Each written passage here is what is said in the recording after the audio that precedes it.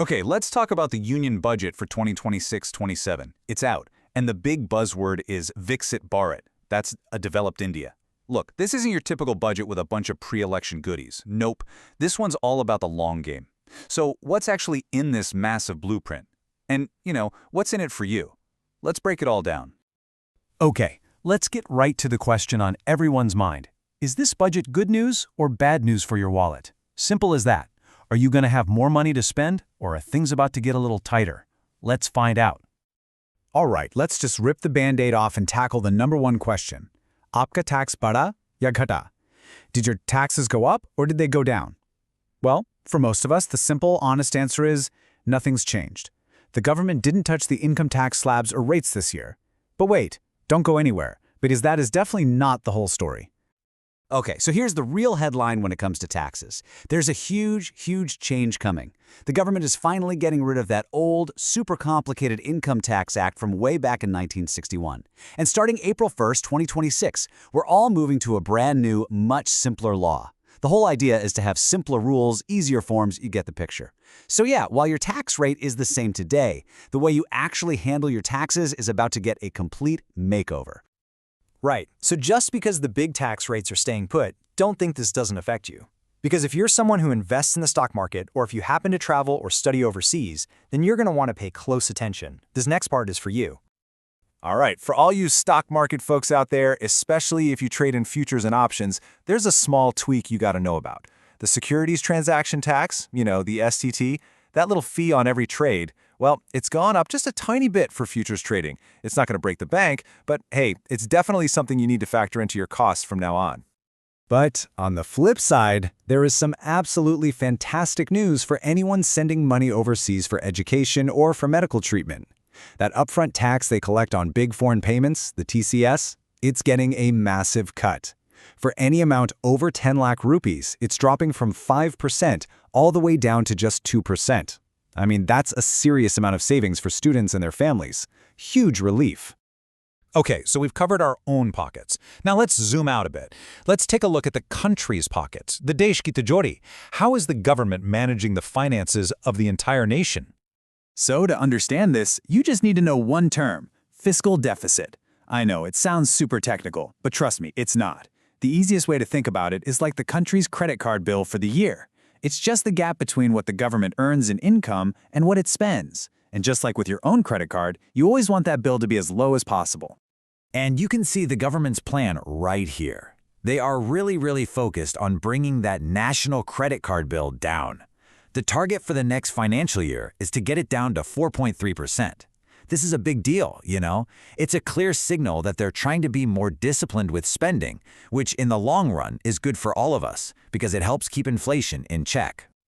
But hold on, being responsible doesn't mean they're not spending. Far from it. In fact, the government is pouring a mind-boggling 12.2 lakh crore rupees into something called capital expenditure. So what's that? Basically, it's a massive investment in things that will build the country for decades to come. We're talking brand new highways, super modern railways, and enormous ports. So, 12.2 lakh crore. That's a lot of money. The natural question is, where's it all going? What kind of future is India trying to build with this kind of historic investment? Let's dive in and see. Okay, get ready for a total game changer in how we get around. We're talking about 7, not 1, but 7 new high-speed rail corridors. Imagine zipping from Mumbai to Pune or from Delhi to Varanasi. On top of that, they're opening up 20 new national waterways for transport. And for businesses, this is huge. A brand new freight corridor connecting Surat all the way over to Dankuni. This is going to make moving goods across the country so much faster. But, it's not just about physical infrastructure, like roads and railways. There's an even bigger dream here, and that is to make India a genuine global tech powerhouse. The whole mission is to stop being just a consumer of technology and start being a creator of it, right here in India. And right at the core of that tech dream is the Semiconductor Mission 2.0. The plan is super clear and super ambitious. First, you fund it, and they're putting a massive 40,000 crore rupees behind it. Second, you build it, with the goal of creating a global chip manufacturing hub right here.